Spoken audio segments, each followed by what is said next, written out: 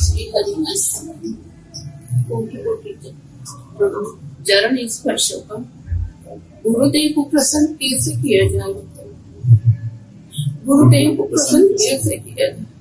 गुरुदेव को प्रसन्न करने के लिए उनके आराध्य देव में प्रेम कर लो, प्रसन्न हो जाएंगे। गुरुदेव का जो आंतरिक प्रेम है वो प्रिया प्रीतम है। अगर आप प्रिया प्रीतम में प्रेम करोगे और देखेंगे तो आपके लिए बरस पड़ेंगे। अगर आप गुरुदेव बना लो, खूब रबड़ी पेड़ा पवाओ, खूब कपड़ा लत्ता रुपया पैसा जमा करो उनके नाम, लेकिन आप भजन ना करो तो कभी भी वो तुम्हारी तरफ नहीं देखेंगे। अगर सच्चे गुरुदेव है, लौकिक बात है, केवल नाम मात्र का खेल है, तब तो तुम्हारे ऊपर हाथ भी रखेंगे, माला भी पहनाएंगे, लेकिन अगर सच्चे सदगुरुदेव हैं तो कभी आंख नहीं देंगे, वो कभी दृष्टि नहीं दे सकते। और आप प्रिया प्रीतम के अनुराग में डूबे हो तो भले वो तुम्हारी तरफ न देखे, लेकिन अंतर से उनका आशीर्वाद तुम्हारे साथ रहेगा, अंतर से तुम्हारे पास रहेंगे, तुमको ऐसा अनुभव होगा। गुरु प्रसन्न करने के लिए गुरुदेव के हृदय की बात समझनी चाहिए। महापुरुषों के हृदय की बात समझ गई तो सब बात हो गई। अच्छा, हमसे जैसे मान लो ये या और कोई भी कहे मैं आपको बहुत प्यार करता हूं, तुम सिंगे पे रखते हैं, हम मानते ही नहीं। समझते हो हमारी बात? समझते हो? हम प्यार पर तलवार चलाते ही चले आए हैं अभी तक, आज तक हमारा कोई नहीं है। बिल्कुल खुली बात, आज तक हमारा अपना कोई नहीं है। हाँ, प्रियाजू से जुड़ रहे हो तो आप सब हमारे हो। नाते नेह राम के मनियत सुहृद सुसेव्य जहां लो, हमारा संबंध प्रिया प्रीतम से। अगर आप प्रिया प्रीतम को भजन करते तो हम प्राणों से भी अधिक आपको प्यार करेंगे। और आप प्रिया प्रीतम से नहीं प्रेम रखते हो, आप हमसे प्रेम करो तो हमसे प्रेम करने के लिए बचपन से लेके अभी तक जिसने प्रेम करने की बात सोची उसकी कटिंग की है, उसकी कटिंग। और हमारी कटिंग में कोई टिक नहीं सकता।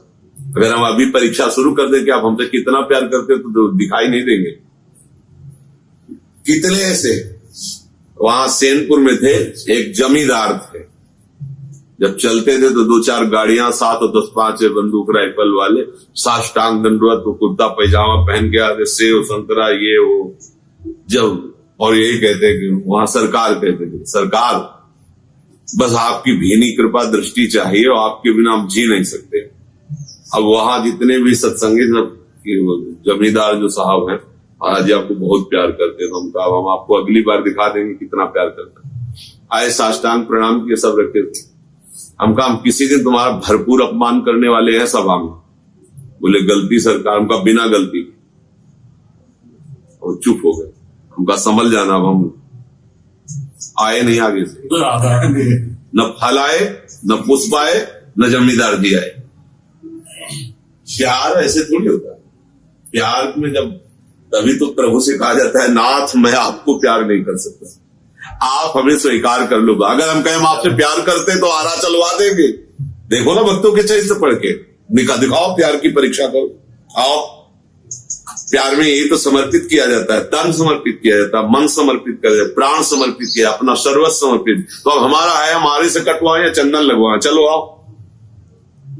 हिल जाओगे, अपनी निष्ठा में नहीं टिकोगे। अगर आप प्रिया प्रीतम से प्यार करते हो तो आप ऐसा कर सकते हो, फिर आप ऐसा कर सकते हो, क्योंकि आप अगाध समुद्र प्रेम से जुड़ गए ना। फिर आपको लगेगा कि अब ये जीवन तो प्रभु का है। और ऐसे सुख सिंधु प्रिया प्रीतम को गुरुदेव ने दिया, अब गुरुदेव के लिए मेरा सब कुछ समर्पित है, ये भाव आएगा।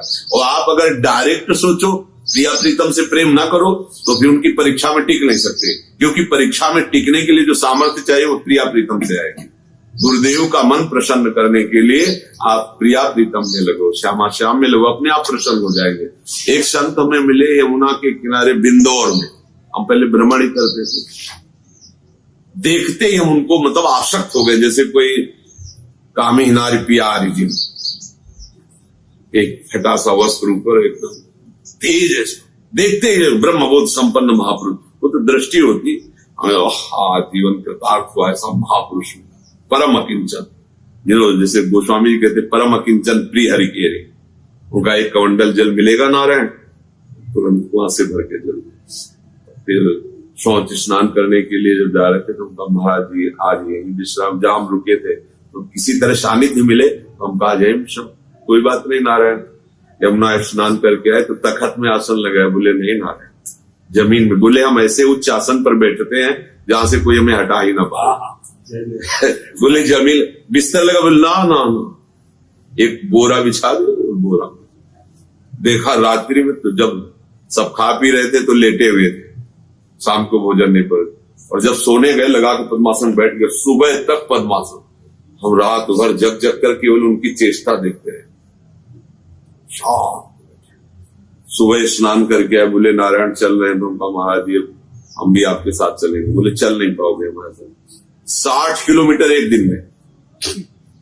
तब उनसे हमने पूछा महाराज जी आपकी ऐसी विरक्ति ऐसी निष्ठा? बोले गुरु कृपा। बोले गुरु जी ने जिस दिन मंत्र दिया था, कहा भारत की समस्त नदियों की परिक्रमा, किसी से मिलना नहीं, कहीं एक आश्रम में कई दिन टिकना नहीं, भिक्षावृत्ति से रहना, जाओ आज के बाद हमसे मत मिलना। बोले आज तक गुरु जी से नहीं मिले, लेकिन उनके अक्षर साहब तो गुरु स्वरूप थे, ब्रह्म स्वरूप थे। ये मतलब आश्चर्य चमत्कार उनके जीवन, बिल्कुल निरपेक्ष। जैसे कोई प्रश्न करता, नारायण जितना तुम जानते हो उतना अपने जीवन में उतार लो, इसके बाद प्रश्न करना आके खत्म। कोई उत्तर नहीं देते थे। जैसे कोई प्रश्न अधिकारी देखते तो उत्तर देते थे, ऐसे नहीं।